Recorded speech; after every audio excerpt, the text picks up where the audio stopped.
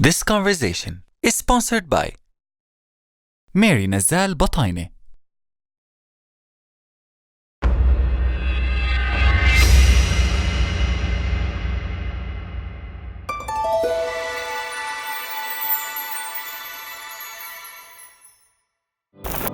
This is what I know. We're all connected to one another, the earth and all her inhabitants. We thrive on these connections, real ones that touch our soul, fill our heart and invigorate our mind. I have been so fortunate to experience this all my life, meeting extraordinary ordinary folks who inspire and provoke. My name is Khadija Muhaisen. Welcome to Adventures of the Soul Conversations. My hope is that they will fill your cup as they have filled mine.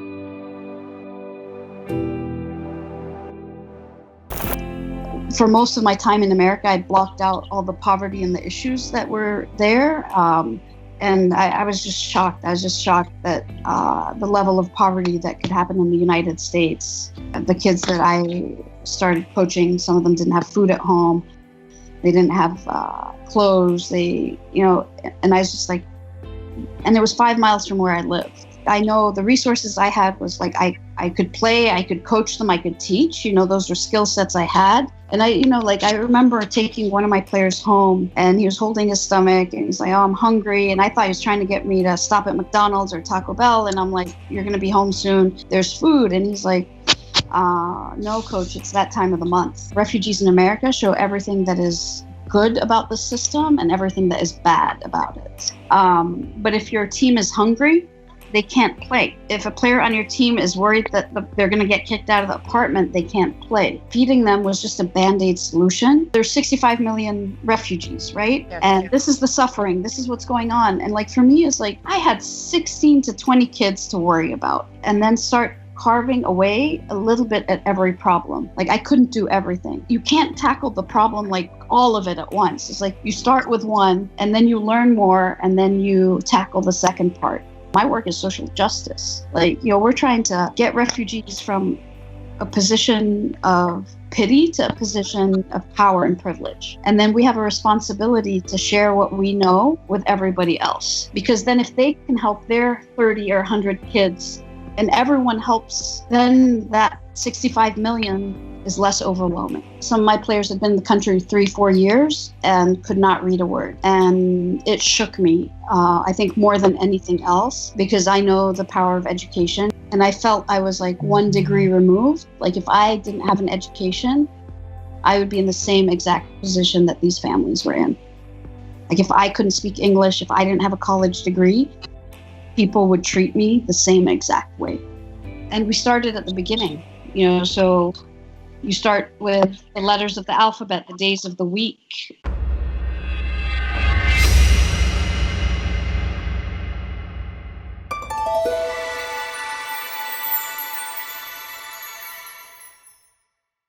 What was your day like before you opened the school?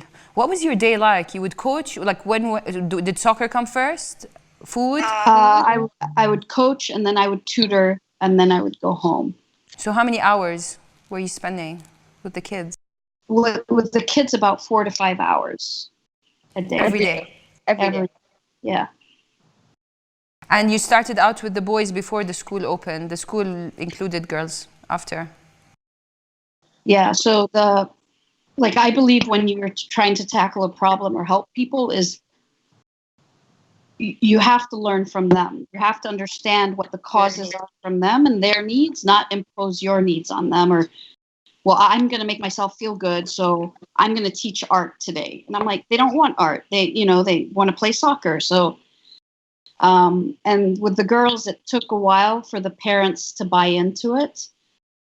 They're like, even the parents with sending the boys, they wouldn't send the girls? The boys, but the girls had to stay home and clean. And help at home. And so it triggered a lot of the stuff that I grew up with. And I'm like I remember yelling at a dad, it was this Iraqi dad. I'm like, what are you doing? This is your daughter. She's smarter than your son. What are you? But then they saw that the boys were not getting in trouble. They were improving. And even them wearing a shirt and tie, the optics of it, our boys started looking different than the other boys in the community and improving so much more. So so a group of parents came and they said, we want our daughters in the school. I said, that's fine, but they're going to play soccer. And they're like, no, they need to be home at 3:30. I was like, no. The way it works is like this. And there's no compromise. And I think if I wasn't Arab, I couldn't have said that. I think if I was an American, I couldn't have said that. But I was like, nope. I know where these dads are coming from, and they're going to have to let go. And every now and then it's a new parent that comes up. But now the other parents tell them, like, nope, this is America, and our daughters have opportunities, and they need to be educated. Yeah. And do you feel you got to the parents through the kids as well? Like, do you feel like things have changed for the parents? You support the moms, probably? Yeah, we help try to place the parents in jobs if they need help. If a parent is sick, we pair them up with doctors in the community. Like, we try to take away the adult responsibility from our children. And we've hired some parents now to work in the school. And we want to continue doing that because it's really powerful to have them in the school. The kids don't like it, but the teachers love it. And, they can speak the language, they can translate with other parents, they can do that cultural brokerage that others can't, and they can explain things to teachers, like, this is why this kid said this, or this is what it really means. Yeah, so Luma, can you break it down now? You have two schools. We're kind of rushing through the story, but you have two schools. You started out in Georgia in Clarkson, Georgia, with 28, how many kids? Now we have 87 kids in the school there. And then? And then we opened a new school in Columbus, Ohio this past August. And we have 38 kids there. And that's supposed to double every year. And you chose Columbus because it's another resettlement location? Yeah, it's a large resettlement hub. And then in Ohio, we have school vouchers. So half our cost is covered by the state. Oh, excellent. Okay. So we're looking at Cleveland right after Columbus. And then we're exploring other cities and states. And as we get bigger, I think more and more people are going to request us coming in. Is I don't know, did they call him Sheriff, the guy who appeared on that video with, was it CBS? Is he still involved? No, he left 2 years after, yeah. But do you feel like there's a lot of help coming from local authorities? Some days, there's a lot of help. Some days they show up when the cameras show up. But he's a good guy. He was a good guy. There's others that, like CNN wanted to film, someone in town. I was like, nope, he's going to show up. Why don't you ask the kids about him? And the kids are like, well, he only shows up with a camera, and like they all know it. But we have a number of volunteers that have been tutoring the kids for 8 to 9 years. That come once a week and help them learn, and those are the really powerful relationships. Because one of the things that our students feel is that people aren't going to be there for them all the time, that they're going to leave, that they're going to abandon them, that they're not going to show up. And so I tell everybody when we first start, like, that's what they're going to test you on. They're going to act out. They're going to push your buttons because they want to see that you aren't going anywhere. And that's what you have to show. Like, you can't get rid of me. Do you think did they do this to you? They did it in different ways. So sometimes they would act out on the field. And so I was burnt out, and I usually go away and visit like my friends during breaks. And so it was like almost Christmas time. I had the kids gathered around, and I said, guys, we're going to have a break for 3 weeks. I'm going away. I'm going to go visit my best friend in Massachusetts. And I don't want you guys to call me or text me unless it's an emergency. And they're looking at me and they're like, how long are you going? I said, I'm going 2 weeks. It's a vacation. I tried to show them the map, and everybody just got really quiet. And I didn't understand. I was like, people go away for vacation and come back. And so I was dropping one of my players off, and I had dropped 4 of them off, and here's the last one. car ride was very quiet, and usually it's loud. People are singing or talking, and Oh my God.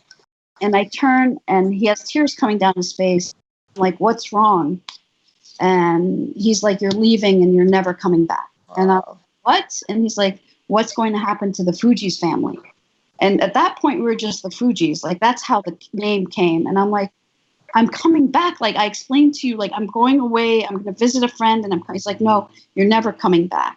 And so I said, you know, I never go away anywhere without my watch. I'm going to give you my watch. And when I come back, I'm going to come get it.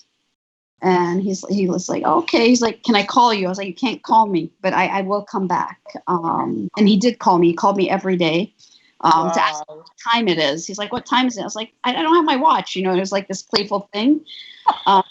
But it was like, are you, you know, anytime I left to go away. And even now, like, I've gotten so much in the habit of telling them exactly when I'm leaving and when I'm coming back.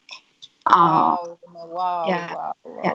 And it's just like small things. Like, your kids need to know if you're going away when you're coming back. Your dog needs to know you're coming back. I mean, you know? Wow. Wow. Luma, you talked about the story of one shoe. And I thought that was just so powerful in so many ways. So can you tell his story and then... I'll ask you. So the first day of, you know, when we were trying to make a team, those 6 boys and I, we drive around Clarkson, you know, showing the ball, telling kids in the different languages to come to the field at 5 o'clock. And the first day, I had 30 kids show up. And that was a little too much for me. Like, I'm a good coach, but 30 new kids and 1 adult is a little tough. And so I split them up into 2 teams. I'm like, we're going to scrimmage. We're going to see what we have here. And I tried to get them play, you know, the center, right, or middle part of the field, tried to give them a little bit of positions. And one of the kids caught my eye. He was the smallest one out there. And he was running all over the place, but with a big grin on his face. And I was trying to get his attention so he could focus on one area, but I didn't know his name, you know, so I asked Noor, one of the Afghan kids. I was like, Noor, what's his name? And Noor looks at him, looks at me, and then grins. He's like, oh, that's one shoe. And I look over, and the kid has one shoe on his left foot, his kicking foot, and his other foot was bare. And I just, you know, watched him play, didn't have a care in the world, you know, and this is something that, you know, most kids I knew then would have a fit if they didn't have shoes to play. Oh my God. And, you know, he came off the field, took off his shoe, wiped it down, put it in his backpack, and took out his flip-flops to walk home. Where was he from? He was from Liberia. Has he graduated? Yeah, he graduated from college. His family moved to Iowa 4 years after. So I had them for 4 years and they moved. Is he still in touch with you? He's still in touch with me. And then I coached both his brothers as well. So they're still, one of the older brother was 2 years ago, like I came into the house and he was sitting in the living room and I was like freaked out. And he had a key to the house and he had hid it before he left and pulled it out and I was like, what if somebody else walked in and found you sitting? He's like, this is our home. Like, we can sit here. But he'd come from Iowa to visit and wanted to surprise me. Oh my God. Yeah. Is he, does he help out? So the ones in Iowa, like the one that came to visit helped out for a month. Now he wants to come and visit here. Like several of my players that have moved to other states will call, you know, wanting to come and help and give back.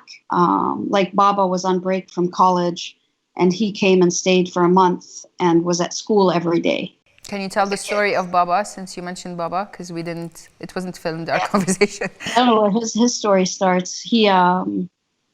He's a kid from Sudan that I met about 10, 11 years now. And on his first day of practice, he actually hit me. So they were playing and the kid slide tackled him, fouled him. He went in to hit the kid. I put my body in between. He started hitting me. Luckily at that point, I was bigger than he was and I could hold him back. But he had this blind rage and anger. He was bullied at school, wasn't he? yeah, he was made fun of because of his name, because of how dark he is, because he couldn't speak English. His home life was a little tough. And so he brought all that to the field and, you know, worked with him year after year to control his rage, to control his anger. And now when I tell that story, people that meet him don't believe it. They're like, no, like Baba's like a teddy bear. Like he's the kindest, gentlest person. Wow. But it took a number of years to get that all out. And for him to trust that the adults cared about him, were not going to use him or take advantage of him or make fun of him. How long did it take for him to soften? How long was the process till you really won him 4 or over? 5 years. Wow. Yeah. And at no point did you think of giving up? No. Because, you know, now we deal with schools that